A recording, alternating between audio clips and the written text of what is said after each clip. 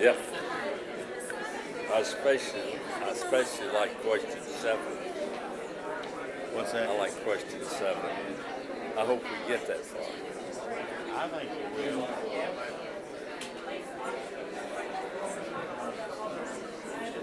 In fact, we might announce that to start off with.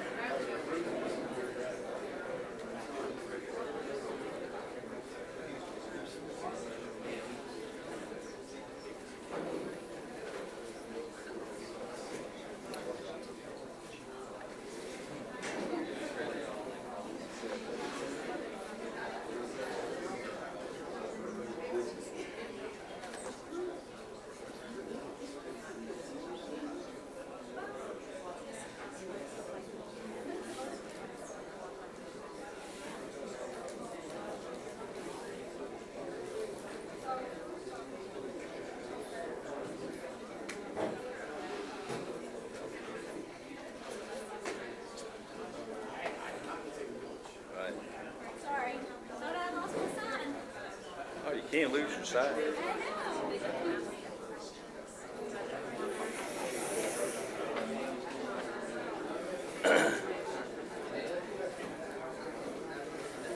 Would the candidates come on up, please, and join us? How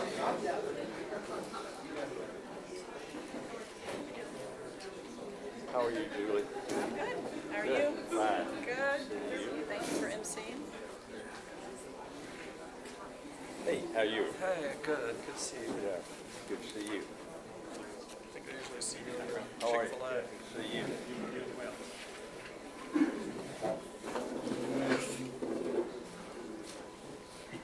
Hey, Keith.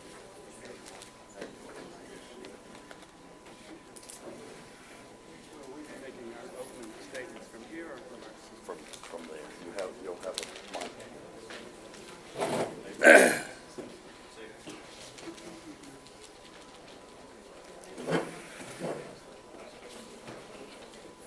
This one will bother you with. No, I do this a lot, so just be careful.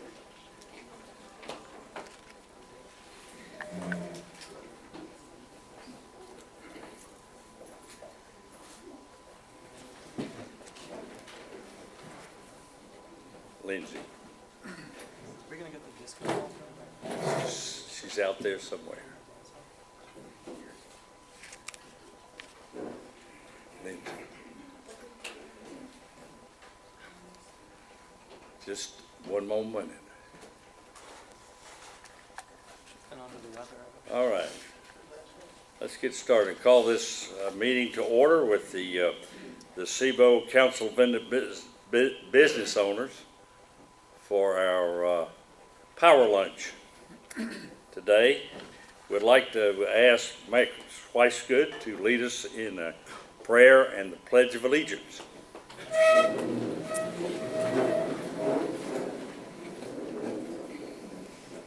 Heavenly Father, we thank you for bringing us here today. We thank you for these people that willingly offered their time and their talent to run. Help give us the discernment and the knowledge and the wisdom to ask the appropriate questions and to place the right vote. But thank you for the opportunity that we can still live in a free country. And we ask you to give us the wisdom to carry on as we are. In Jesus' name we pray these things. Amen. Amen. Let's say the pledge, please. Pledge allegiance to the flag of the United States of America and to the republic for which it stands, one nation, under God, indivisible, with liberty and justice for all. Thanks, Mac. I'd like to recognize some elected officials with us. Brian Turner, North Carolina House. Brian. Vice Chair Joe Belcher, Buncombe County Commissioner. Joe. Vice Mayor Mark Hunt with the City of Asheville. Now, y'all been in these things before, but we're going to get started here, and what the rules are, each candidate will have 1 minute for an opening statement. Each candidate will have 1 minute to answer questions. If a candidate is mentioned by another candidate, the candidate mentioned will have 1 minute to respond. If time permits, we will have questions from the audience. The last question that we're going to have is going to be that you can ask any one of your opponents a question. So you might be thinking about that. It could be interesting. Okay, we're going to start with our opening statements with Keith Young. Keith? Can you hear me? Yeah. I am a resident and native of Asheville, North Carolina. I went to high school here, graduated college in Virginia State University. Part of my background is marketing and advertising for over 13 years, but I've also held several other different titles. I've been a small business owner of 2 small businesses here in Asheville. My current role is Deputy Clerk of Superior Court, and I'm running for City Council to help shape the vision of this city's future growth so that it will include all residents, rich, poor, black, white, business owners, patrons, everyone. And I believe it's very important that going forward, you make sure that Asheville is on good footing for the next 20 or 30 years. Not just for the next 4 years for some of these folks up here that may be elected, but looking forward for our children and grandchildren and how our quality of life is going to be handled in the future. That's what I'm here for. Thank you. Lindsay? Hello, my name is Lindsay Simerly. I'm so grateful to be here today and so glad to be a part of this final 6 candidates, and thank you to those of you that voted for me in the primary election. I live in East Asheville in Hawk Creek with my fiance Melissa, our 2-year-old daughter Peyton, dog, cat, and a couple of chickens. I'm sorry if I get a little cough and fit today. My little girl brought me home a special germ from preschool, and I'm still recovering from that sickness. So I'm running for Asheville City Council on a platform of affordability and opportunity because I believe that if you're willing to work hard in the city of Asheville, you should be able to make it here. Times have gotten harder for some people, and there's things that government can do to help people that are willing to work hard get ahead in the city. Good afternoon. My name is Julie Mayfield. I live in West Asheville with my husband Jim. I am an environmental lawyer. Been here for 7.5 years, and I am running because in the time that I have been here, I have fallen in love with this town, and I want to help us through this transformative time that we're all entering into. I also believe I have a skill set that uniquely qualifies me to do that. You can read more about me. I want to sort of take the rest of this time to go in a little bit of a different direction. I'm sure that we are not the 6 people that you might like to see up here. And I'm sure that there is some anxiety that whoever of the 3 of us gets elected, of the 6 of us who gets elected, will not be as receptive and concerned about the same things that you are. And I just want to assure you that that is not the case with me. There are a number of people in this room that I have been both adverse to, legally and otherwise, that I still have a great relationship with. I value relationships, respectful relationships, and I'm able to work with people on the one hand when I am fighting with them on the other. Just keep it over there. Yeah, Rich? Thank you for having us all out here today. My name is Rich Lee. I'm a financial advisor. I live in West Asheville. I'm a parent of 2 kids who are in Asheville City Schools. I'm running for City Council because I believe the next few years is going to be the crucial test of our strength and our ingenuity as a city. We're going to come under a lot of strain as people move to the area and new money floods in.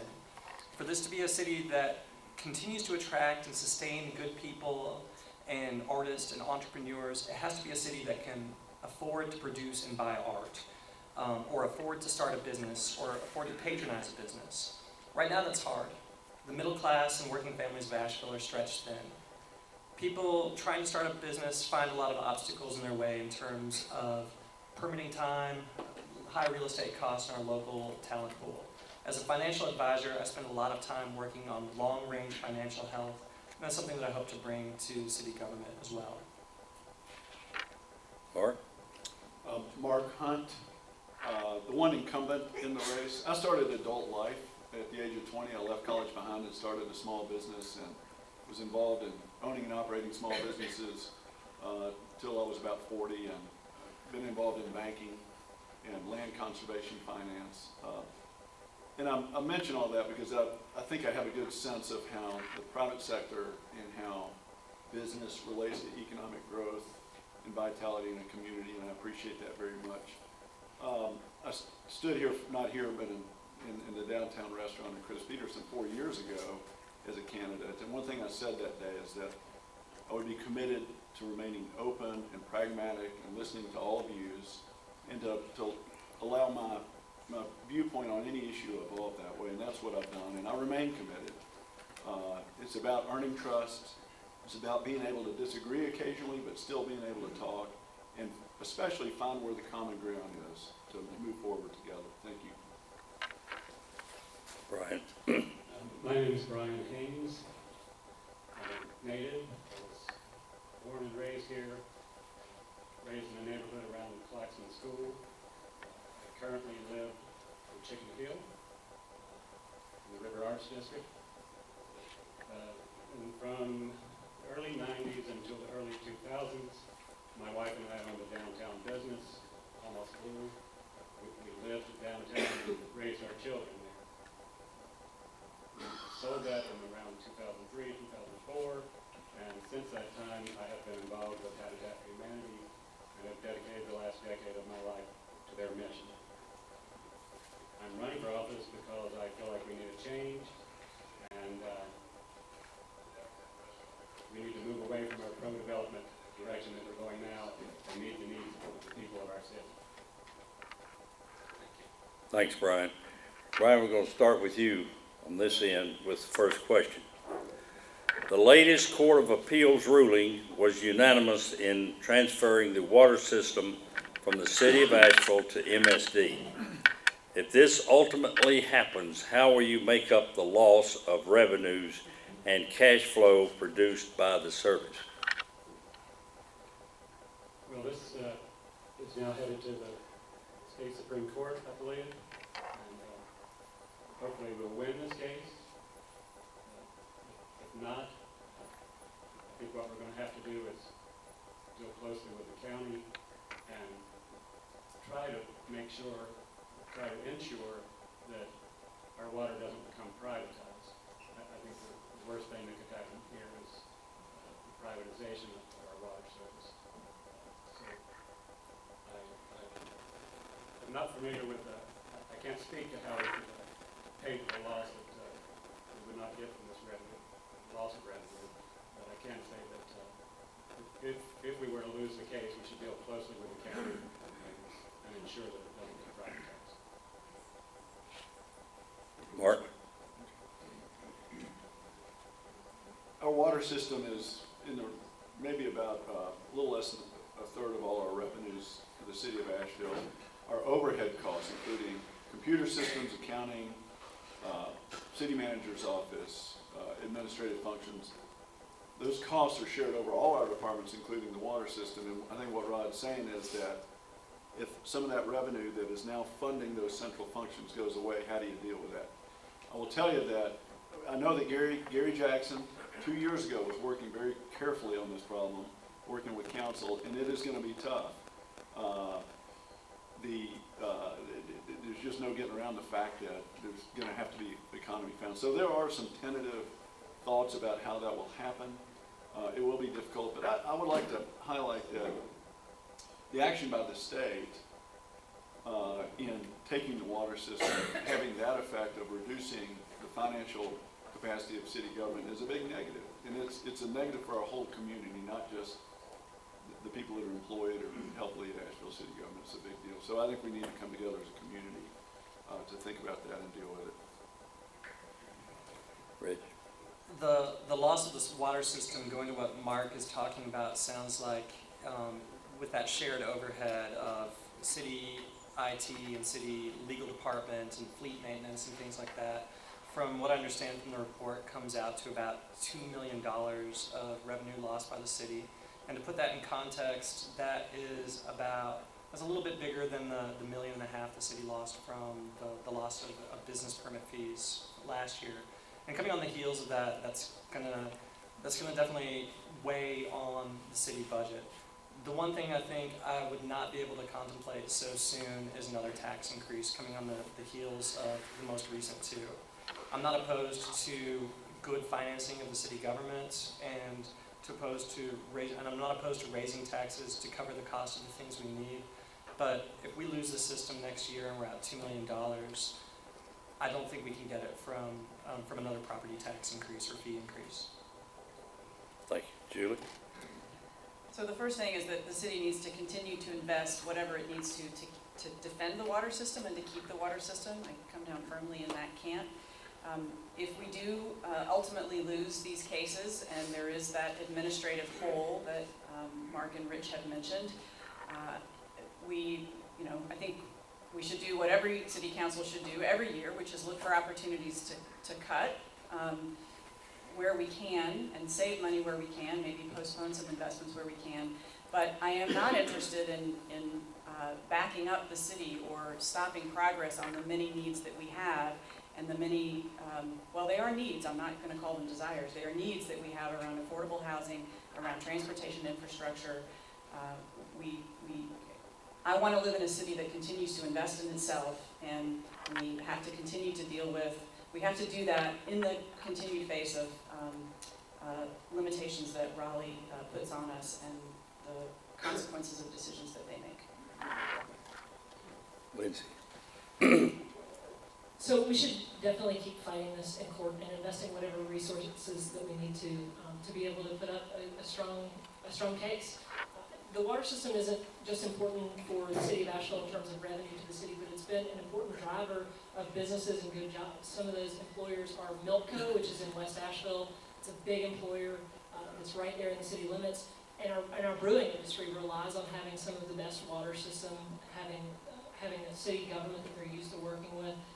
A lot of those industries have come here not just because Asheville is a great place to be able to run a business and a great place for workers' quality of life, but because we have some of the cleanest, most pure water. Not saying that would change, but we've done a very good job of managing our most valuable resource, so Asheville should continue to get to manage it because we've done a great job with it. Thank you. Keith? I think moving forward that we should definitely take every legal recourse that we can to stop that from happening. However, if this does occur, difficult times are ahead. What would be ideal would be to be able to receive some of the newly appropriated funds from the TDA that was just passed and implemented by the county commission. However, that may not be the case, and those funds could help improve infrastructure and things of those needs that will help boost businesses. But we also have to look at our balance sheet at the end of the day and see where we can make tough decisions on making some cuts in some of the budgetary items, some of the non-essentials, although when it comes to city government, we believe everything is essential. How can we look at that and move forward into tightening our belt and trying to keep everything funded the way that it needs to be and running at a smooth pace? Thank you. Keith, we're going to start with you on the second question. The city of Asheville operates a stormwater utility. Are you satisfied with the results of the utility, and what would you do differently? I don't have any grievances with the stormwater utility. If there are some that I'm not privy to, I'm pretty sure that everyone has a disagreement with something that's going on in the city, and I'm pretty sure that there are folks who may have some qualms with that. But if there are some things that I don't know about, then we need to look into it. We need to figure out what's going on. Our stormwater runoff is something that is essential to our environment. Our pristine water here. I don't have any problems with the system as long as it's fully funded and those department heads are making good decisions. I say keep business as usual.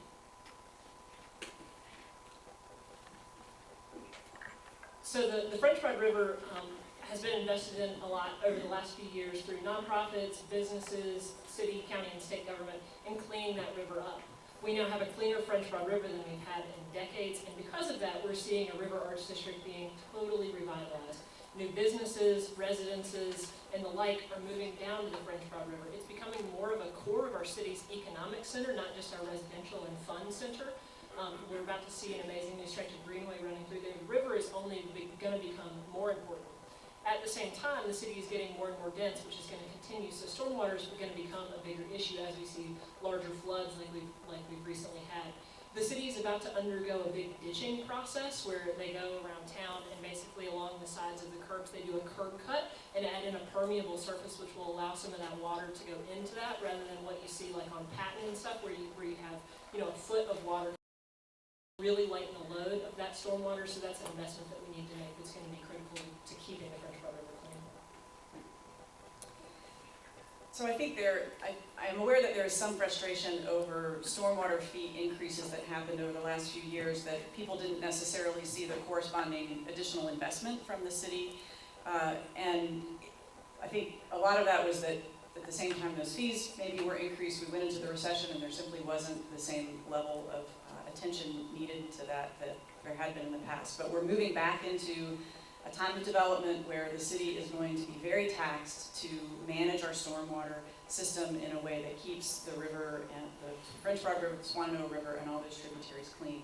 I do think there is an opportunity that we have here to focus more on developing what's called green infrastructure, so making more use of natural systems rather than just pipes and tunnels and culverts and curbs.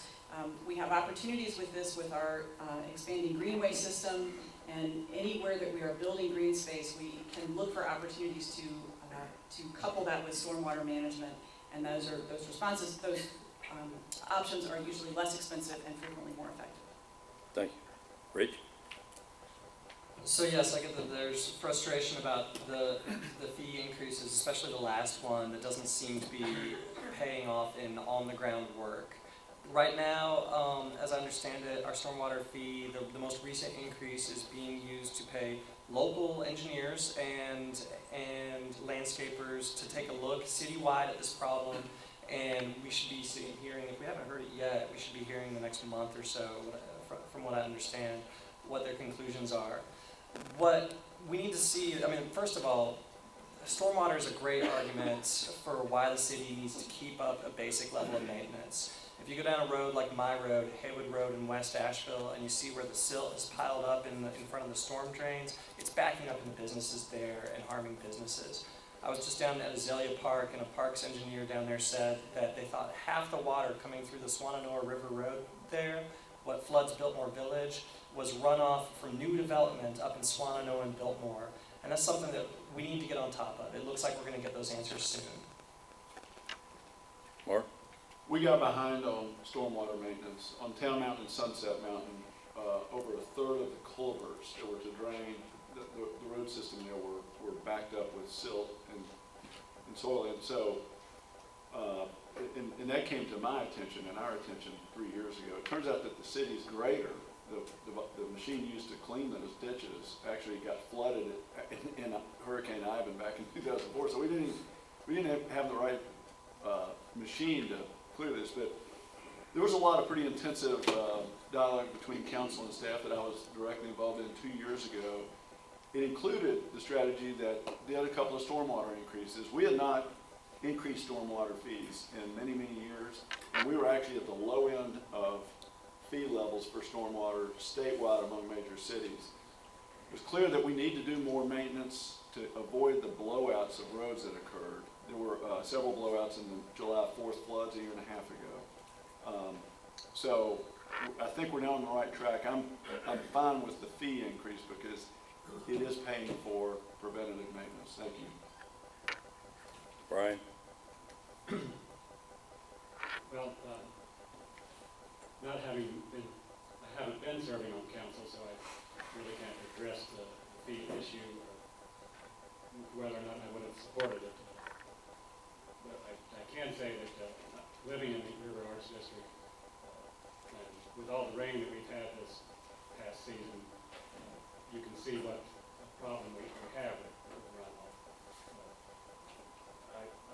see rivers running, or what looks like rivers running down our streets when we have serious rains like this.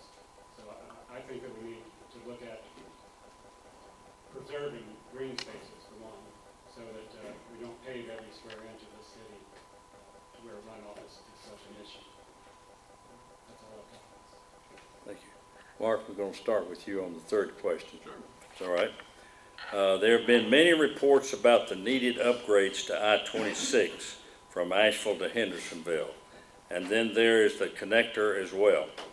If elected, will you support or not support the conclusion of the NCDOT question? Explain why or why not.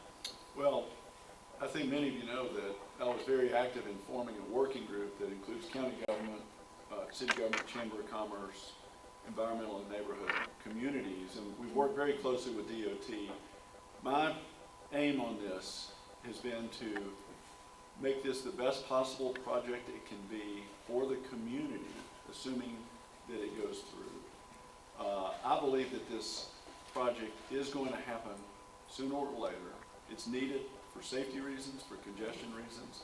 I think the shape of it, the way it is implemented, means everything to the community. DOT designs, the thrust here is that we're talking about an interstate highway that connects commerce and people from South Carolina through Virginia and beyond. So the driving force behind this project is to be a key part of the interstate system. Sometimes local needs can get left behind. So the design to make sure the sound walls are great, the connectivity of neighborhoods, bikeway, greenway idea, etc., is really important to make this project fit for the community. Rich? As someone who lives within earshot of I-240 and I-26 on three sides of my house, this is more than just a passing interest to me. I'm on the I-26 Connect Us group of neighborhood advocates who are out to see the project done, but see it done in a way that that addresses the needs of the community, and makes sure that West Asheville isn't further cut between the west side of West Asheville and the east side of West Asheville the way it was by the original bypass, to make sure that our needs to get around the community are addressed, and to make sure that homes and businesses, somewhere in the range of 40 to 70 homes and businesses and dozens of acres of right now private land aren't claimed by a process that's bigger or more expensive than it needs to be. And I think, I'm going to go ahead and say I think you're going to find agreement on that front all the way down the table. Julie? So Max Weisgood's going to disagree with me on this, but I have never been opposed to these projects, both the southern ones and the connector project. I recognize the need for all of those projects, and have been part of, in fact, moving them forward. I've been part of the working group that Mark mentioned earlier, and have worked with Joe on that. You can ask Joe about that. We do need some form of these projects. The need is clearly there in terms of our traffic demand, travel demand. But what my job has always been with regard to these projects is to make sure that the city of Asheville gets a benefit out of them, and we are not just burdened with them. Right now, particularly the connector project is designed, in my view, to get people through Asheville, not to Asheville. And it doesn't perhaps yet do enough to reconnect neighborhoods and benefit the city as opposed to people who are just traveling through. But we're at the very beginning of looking at the latest study. Lindsay? So I-26 is something that's going to impact us for a long time, and it's really important that we get it right for all of those reasons. The area that I think that we're all probably the most focused on is the connector piece, because it's the piece that's going to impact Asheville the most, but it has kind of region-wide commerce and transit implications.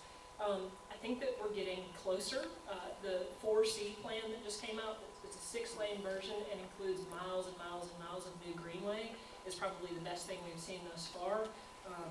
You know, I don't feel like I'm not a traffic engineer, so I'm not going to say this is definitely what we should do at this point, but you know, we're seeing new elements of that that are starting to look really good. And the greenways piece is really especially especially exciting because not only does that add additional transit options for people traveling from West Asheville into downtown, it also adds an additional commerce piece. If you've ever been to Greenville, South Carolina, and ridden on their Swamp Rabbit Trail, that's producing almost $1 million annually in economic revenues just from people visiting that section of Greenville. Keith? I have not had the time to read, I think there's a recent 38-page report that documents all the needs of the 26 connector. I think when you start looking at our infrastructure needs and our growing city and how we are affected with development right now, I think it's something that it is important that we get it done the right way, but I also believe that it's important that we get it done. We've been on this issue for I don't know how long, since I was a kid. And we haven't gotten it done. So I think we're kind of past the point of not necessarily getting it done right, but we have to get it done. It's important to our growing infrastructure needs of this city, and if we're going to be real trustees of this city and figure out how this city is going to grow 20 to 30 years from now, we can't keep kicking the can down the road. We've got to come to an agreement on something and work with DOT and figure out what's going to happen. I will say this last bit. There's a historic African-American community in Burton Street that's going to be devastated by the I-26 connector if things aren't changed a little bit. So we kind of need to look at how they are going to affect communities, figure out what we can do best to move forward, but we've got to get it done. Thank you. Brian? Well, this issue has been in discussion since, I think, the early 90s. So it seems like to me that this is never going to happen. You can understand why. As long as I can remember, we've been talking about this. But it does need to happen, and I agree with that we need to get it done.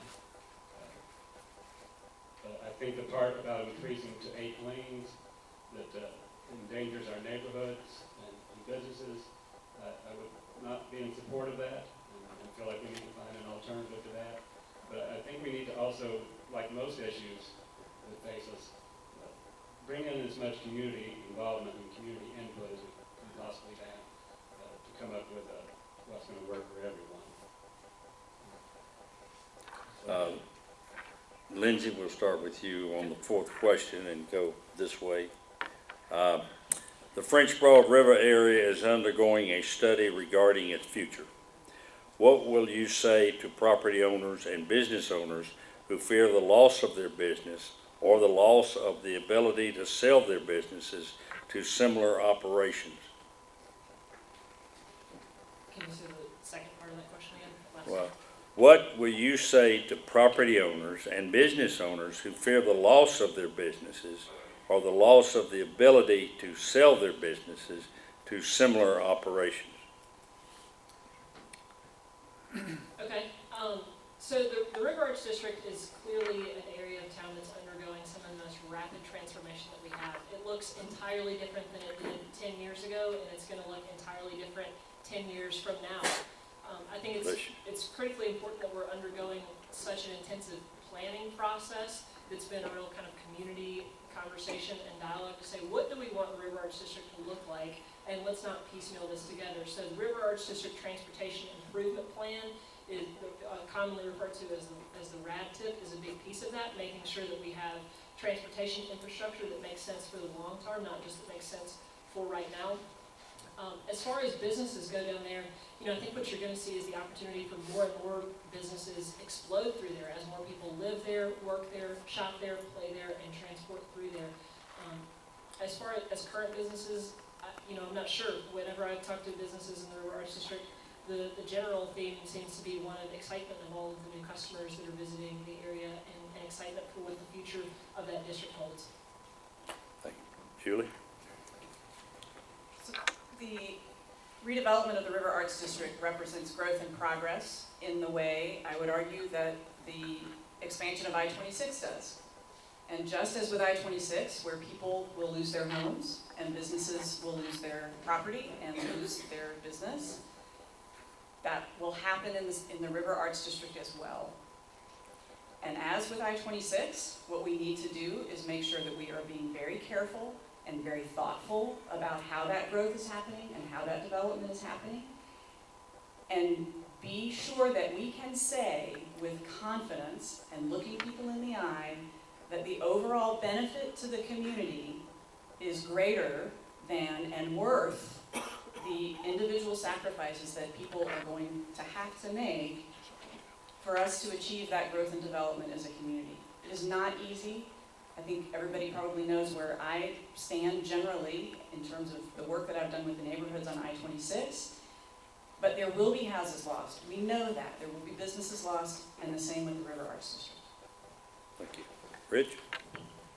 It is good that we're having this, that we're answering this question right after the one about I-26, because there's a parallel between the dozens of houses and businesses like Jackson's store that are going to be claimed by eminent domain by the state for that I-26 expansion, and the ones down by the river that stand to be impacted by the River Arts District plan. I think in 4 years of following this project, or 5, I don't know that it ever occurred to me looking at the map that 12 Bones' parking lot could be impacted by the plan. And I'm still not convinced it'll lead to a total condemnation. To me, the best solution would be one that finds a way to keep that famous Asheville business in place or in the River Arts District and make sure that their parking needs are attended to and that we keep our feel of our downtown, our River Arts District. Mark? Rod, I'm not sure whether the thrust of your question is about eminent domain and condemnation or about the form-based code thing, so let me take a stab at both. Okay. I believe the track we've been on since the Wilma Dykeman plan through the next 5 years is great, and the federal grant that we got, the Tiger 6 grant, putting the public infrastructure in motion is going to be a real boon economically, from the standpoint of jobs, investment, everything. A downside is taking or acquisition of property to do that. On balance, I think it is a big win for the community economically. Form-based code initiative is underway, and I had a chat with a property owner just before we ate lunch here, and apparently there is a sense that there are great threats that might come with the way that rezoning essentially could happen. Form-based code is something we did on Haywood in West Asheville. It is designed to be a very inclusive process, and I'm going to circle back and make sure that we are listening to property owners and that the way the land use has evolved down there is supported. It also needs to include industrial and manufacturing sites. We need to retain those down there. We don't have them across town. Brian? Well, again, I'm going to go back briefly to the fact that I'm not a politician. I haven't been on council. Not dealing with this issue as part of my job. I'm dedicating my life to Habitat for Humanity up until about 4 months ago when I decided to get in this race to represent change. I will say that the way I understand the Radcliffe project, if I'm not mistaken, that it's almost a done deal, or is a done deal. If not, then I think that we should still bring back the affected parties or the stakeholders that are still troubled by the way this came about, and listen to them all over again. But if it is a done deal, then I would only hope that people that are being forced out of their property or businesses are being given fair market value. Thank you. Keith? The question almost sounds like it's being very specific to possibly a specific business. I know that the 12 Bones restaurant in the area, which has an owner, former council member, that is possibly looking at giving up some space for a new roundabout, maybe some sidewalks. I think because of that project, there's some federal money that's involved in that, and it has to follow some specific guidelines. I also believe that there's still a third-party assessment that has to happen. I don't know if that's happened yet, to figure out if that specific landmark or that specific business or building is an uneconomic remnant per se. I am not a big fan of eminent domain, but we've definitely got to keep businesses in mind, especially those who have paid for and pay taxes on those properties. And you know, when it comes to federal guidelines, it's very strict. So I really feel like the question is very specific to a specific business. I'd love to speak on that a little bit more. The 1 minute time limit is just not enough. Thank you, Keith. For the fifth question, I want to start with Rich Lee, and we'll go this way. Okay, Rich, give a 1-minute sales pitch to someone on why they should want to be a resident, paying taxes and fees of the city of Asheville. So before I was a city resident, I was a county resident. Not here, but up in Jackson County, and I lived way up a mountain. And there's not when my wife and I got out of school and we were looking for a place to settle down permanently, there was just nowhere that appealed to us as much as Asheville. I think you either get it or you don't, but Asheville has something that's truly special. And what I would say is that I have a 1.5-minute commute. I can walk to my grocery store, and I walk my kid every morning, my daughter every morning, up to Asheville City Preschool. And when I do, I'm passing people who are walking and shopping and eating in a thriving community. There's a lot of work that we have to do to protect the things that I really value about Asheville, which is its art and its mix of rich and poor and old and young people. But if we can do that, we have a place that's so special here. Julie? So I'm sorry. Thanks. Yeah. This is easy because I moved here 7 years ago, and my husband and I moved here because Asheville was beautiful, it was vibrant, it was interesting, it was eclectic, it was intellectually stimulating, it had really strong and beautiful neighborhoods. This was clearly a city that invested in itself, that cared about itself. The size and the scale of Asheville is also perfect, at least for us. I grew up in Atlanta, came from Atlanta, have seen all the growth there, and really was attracted to the manageability of Asheville. It didn't take very long, really just a few months, before I could walk down the street and say hello to people, see people I knew. And that's, I think that doesn't happen everywhere. The other thing I will say about Asheville is that it is a very welcoming and open city. It was very easy for both my husband and me to jump in and get involved. Within a year, or not very long after we got here, we were both sitting on city commissions and very involved in the life of the city. And that, I think, is unique. Lindsay? I'll just give you all my sales pitch, as if you were thinking about coming to Asheville. If you've never been to Asheville before, you've got to come. It's the most wonderful place in America, hands down. Other people say Portland's got it, or Chattanooga's got it, or New York City. No, it's Asheville. Asheville is the most weird, wonderful place in America. Everything you could want is here. We've got delicious food, we've got the mountains, you can go hiking, you can swim in our rivers, you can go shop downtown, or you can just sit back and take it all in.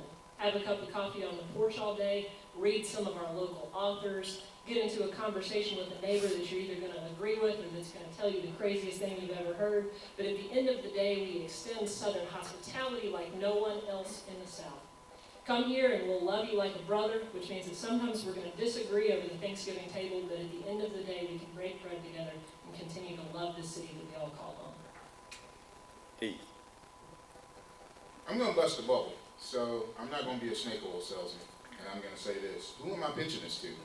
Who am I pitching this to? Am I pitching this to someone who's worked their life somewhere else, made a little bit of money, came here and can enjoy Asheville? Or am I pitching this to a working class family that's moving here? Am I pitching this to an African American who may be concerned about the achievement gap in our school system? The number of African American school board members? Who am I actually pitching this to? So I'm not going to be a snake oil salesman to say that everything about Asheville is good. I think we need to understand, why can't we pitch the lollipops and cotton candy story of Asheville to everybody yet? And I don't think we can. I think we've got an affordability crisis. I think we've got some real issues. And I refuse to be a snake oil salesman until we figure out how to make Asheville grow for everybody from the ground up for the next 20, 30 years, not just the next 4 years. I'm not saying it just to get elected. I'm saying it because I mean it. So no lollipops and cotton candy sugar coats for me. Brian? Well, I'm going to sort of stay with Keith on that one. Being I'm a lifelong resident, this has always been a beautiful area and a wonderful place to move to, or a desirable place to move to. But the big question here is not how do we become more of a destination city. We are a destination city, and that's going to continue. The big question now is how are we going to deal with making people that live here, making their lives better, improving the quality of lives of the citizens and the people that live and work here. To me, that is a much more important question than how to recruit more people to come here. We need to look at the affordability of this town, look at income inequality, and make things better for the citizens that live and work here. Mark? It's no secret that Asheville is a great place to move to for many, many people. Look at the pressure on our residential market. Look at all the great articles written about us, and there's a lot there for a lot of people, whether you like natural setting, vibrant urban lifestyle, folk music, arts and crafts. There are many, many things that are very appealing about Asheville, and it's very authentic. Asheville is not for everyone, however. There are people that tell me on a weekly, monthly basis that, gee, I don't like, it's not the Asheville I used to know. I don't like living here, so I may be moving on. I may move out into the rural part of the county or elsewhere, and that's fine. And so I don't think any place can be everything to everyone. I think Asheville has great assets that we can move forward with. I think our challenge is, how do we work together? How do we leverage those assets so that we've got economic growth and job growth, that we maintain quality of life, and that we're respectful to our heritage and what the city needs to be in the long run. Thank you. The fifth question will start with you, Julie, and we'll go this way.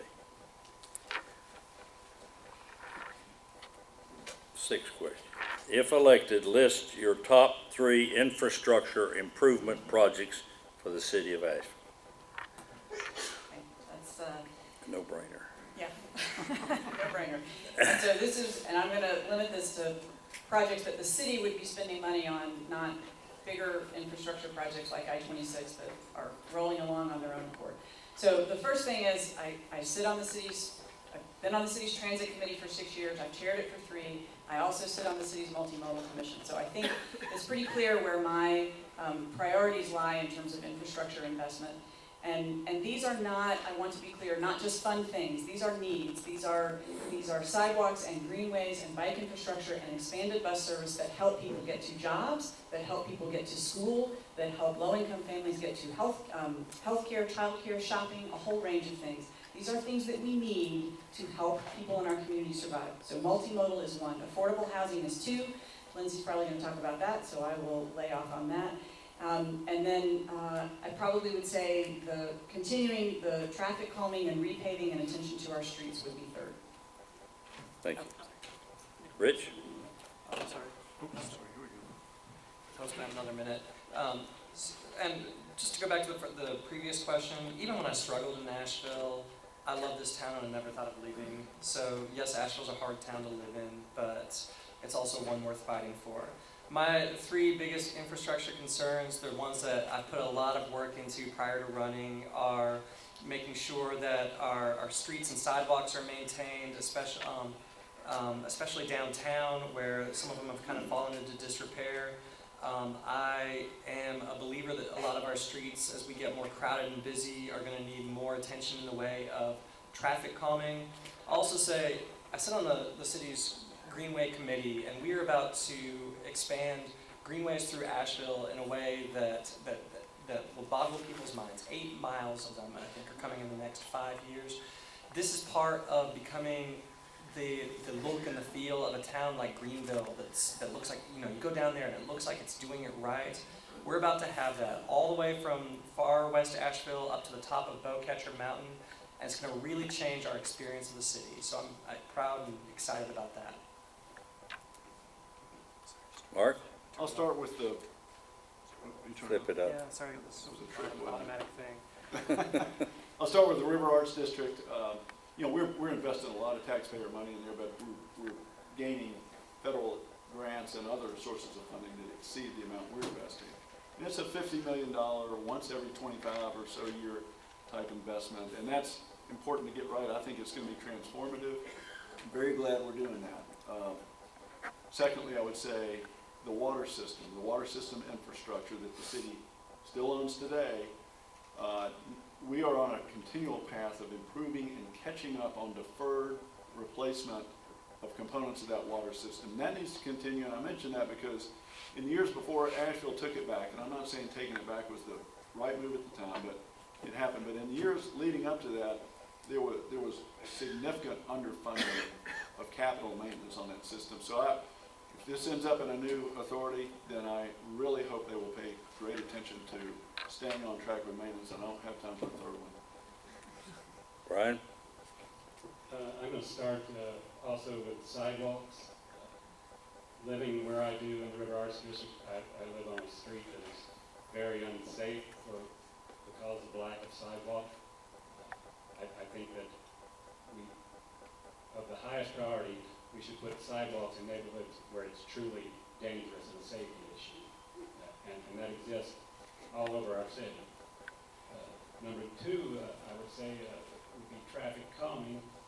Again, on the same thing on my street, but throughout our city, we have so much traffic on our streets anymore that people take shortcuts through neighborhoods, and they often drive well over the speed limit, and traffic calming needs to happen in all these neighborhoods to protect our citizens. And number three, I would just say the transportation, that we need to expand and improve the performance of our public transportation system. That's it. Keith? I think our transit system can use some vast improvements moving forward. Again, how our city grows, our infrastructure needs to grow with it, and our transit system can work and be utilized a little bit better than what it is. Secondly, I'd say if we retain our water system, I'd agree with my fellow candidate that the water system, the maintenance, the upgrades, those types of things need to stay on the up and up. We need to continue to do that if we retain our water system based on what's going on now through the court system.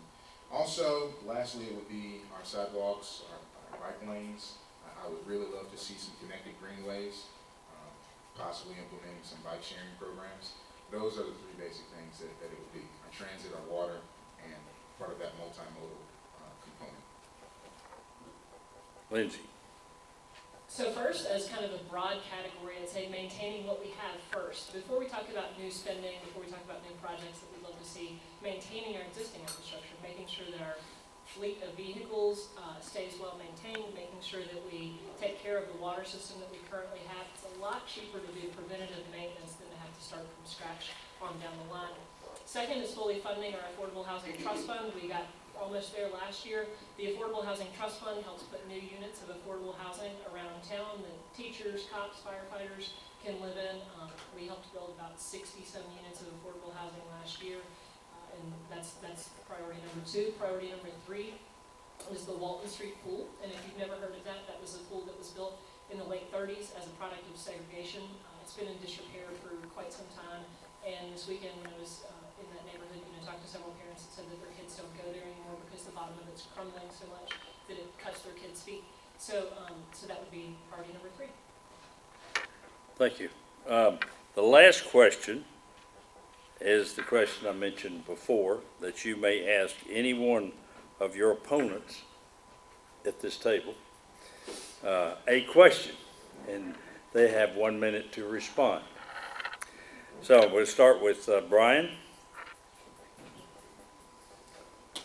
Lucky you. I don't know that I have a question for I've been through about 10 of these forums at this point and heard every conceivable question I can imagine, and heard the replies of the people sitting here. There's no one here that I really want to address a question to, so I hate to be a bubble buster in this format, but I don't have a question for anyone. Okay. Mark? Well, I thought about this, and I'm not interested in doing the gotcha question thing if that's where this was headed. But I will take a minute to say that this is the second time through a campaign for me, and I would guess that if every candidate were to be truthful, they would say this thing has gone in ways that none of us would ever dream. And it's challenging, it's tough. I hear every week from people that say, gee, Mark, I can't believe you're doing that. Actually, I hear that every day, not right now. But, you know, it is a real gut check to step up and decide to be an elected official. And I admire every single person that chooses to do that. And we have disagreements, and we've all got preferences about who gets elected or not, and I'm sure you do too. But I'll just take a moment to appreciate my fellow candidates here. There's a certain, I don't know if you would call it bonding that goes on. We're getting to know each other in special ways here, so I appreciate each of you five folks and the people that were in the primary as well, because it's a real gut check to step up and do this, and it's a commitment to the community for everyone. Rich? Yeah, I've spent more time with these 5 people than with my wife and kids the last couple of weeks, so I could probably give their speeches as well as they can give mine. I guess I would ask generally why no candidate will compete with me in candidate karaoke, but nobody has to answer that. Julie? We have no chance. Mark, I think when you mentioned bonding, I think what you actually meant was Stockholm Syndrome is what we're all suffering from at this point with each other. I share the respect that others have mentioned for the other candidates, and I think none of us are into the gotcha game, or not to say that we don't challenge each other, but I think we do that in this format. So I'll just add my thanks to everybody for being willing to go through this very interesting and challenging process. I'm gonna mix it up and ask a question. Vice Mayor Hunt, what's been the single biggest difficulty of your first 4 years on City Council? Or learning opportunity, however you can phrase it. That's really hard. Yeah, I literally enjoy the challenge. I view the struggles as challenges to work with. Maybe the death of Officer Brigman, which happened while I was there. I mean, when you're in a seat of authority and the buck stops there and something like that happens, it's pretty devastating. So that was the hardest moment, that day, and then the funeral 3 or 4 days later. So, gee, I was driving yesterday, and this is a strain being in this campaign. It was actually when I was driving home last night after a long day of a lot of stuff, and I just thought, God, what if a natural disaster befell Asheville, the 1,000-year flood, or an earthquake, or a big mass shooting in a community or something? That would really, really be hard. So as hard as we think we've got it, it could get a lot worse. And I'm grateful that this community is resilient and sticks together the way we do, despite the hardships. Thanks for that question. Thank you. Keith?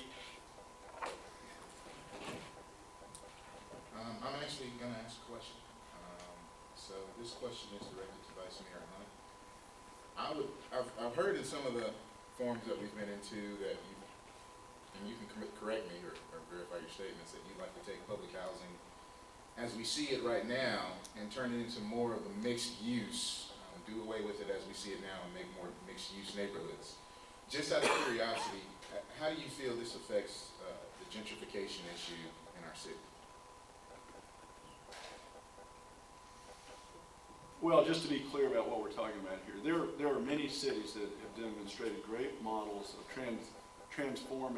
helping transform public housing neighborhoods to mixed income neighborhoods. So first of all, an absolute requirement would be retention of housing in those neighborhoods for all residents that would choose to stay there.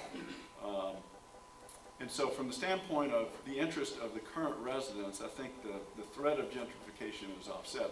The mix of neighbors certainly would change. We've got multi-generational cyclical poverty that is based on abundant research.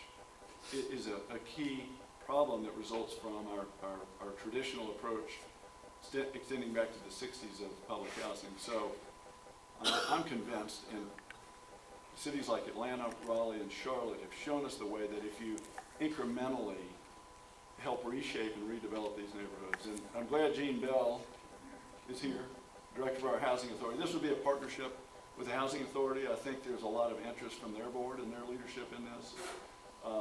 It's difficult though, and it's threatening. It's very threatening to the residents. Keith and I think a big part of our challenge is how do we transition in a way that is digestible and helpful. But I am very concerned about cyclical, multi-generational poverty continuing. It's one of the biggest problems our city faces, and it doesn't have to exist. Thanks. Thanks, Mark. Well, we really appreciate you answering the questions and being real nice about it, and to each other. It looks like we've got maybe time for one question. Ariel? This is appreciate y'all being here. This is yes or no. Would you be for return of leaf trucks? What was the question again? Would you be for the return of the leaf trucks to pick up the leaves? Are you directing that to the group or to anybody? Anybody want to take that question? Yes or no to each one? Ariel, it doesn't compete well enough with the other things that we can't fund. So my answer is no, not now. Thank you.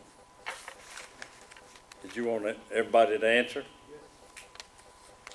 Well, I would say yes, that I would like to see the return of the leaf trucks, but I'm not presently involved with our city budget. Whether or not it's actually plausible, I don't know. I miss the leaf trucks myself. I miss them, and I think that when we talk about runoff and drains getting clogged, causing damages to business, we gotta look and see if that's part of the solution there. As a finance guy, a budget guy, it comes down to the city's finances to me, and a lot of the proposals you're going to hear up here are proposals to expand programs and expand services. Guys, the Congressional Budget Office, which is not known for being overly pessimistic, says we only have about 2 or 3 good years of economy left before the next downturn, which means that whoever's elected out of this batch here has a pretty good chance of being in office when times get really lean again. If you remember what 2008 was like for your personal finances and for the city finances, that's something that I take very seriously. And I've got 250 local families and small businesses that trust me with their savings and their bottom line. So when it comes down to it, we're not always going to be able to expand things. I'll do what I can with the money we have. Julie? So it does seem like the financial decision was made that the leaf trucks were not the right answer. I was surprised to learn about the city also not paying for the bags anymore, and I don't have leaves in my yard. I mean, I don't have grass, so I don't need to rake the leaves that are in my yard. So this is not a problem that affects me, so I haven't really paid attention to it. But I think we want people to not just put the leaves out in the street. So if we need to figure out another solution, then we need to figure out another solution. You asked for yes or no, so no. I sure don't like bagging up leaves, but seems like, to answer your question, no, not at this time if it's not beneficial to the budget. Thank you very much. I want to thank you very much for coming today and giving up your time and effort to your families, and come back to see us again, please. Thank you. Let's go to work. You say that every time. Is that how you close every time? Yeah. Well, Max started. Yeah. That was a good show. Y'all did good. Yeah. Thank you so much. Yeah, I'm glad y'all put this on. It's always important. Y'all do it really well. Well, thanks. Real burning. Thanks, enjoyed it. You didn't ask about that property across the facility. No, I really appreciate it. Figure we've all heard that enough. Yes.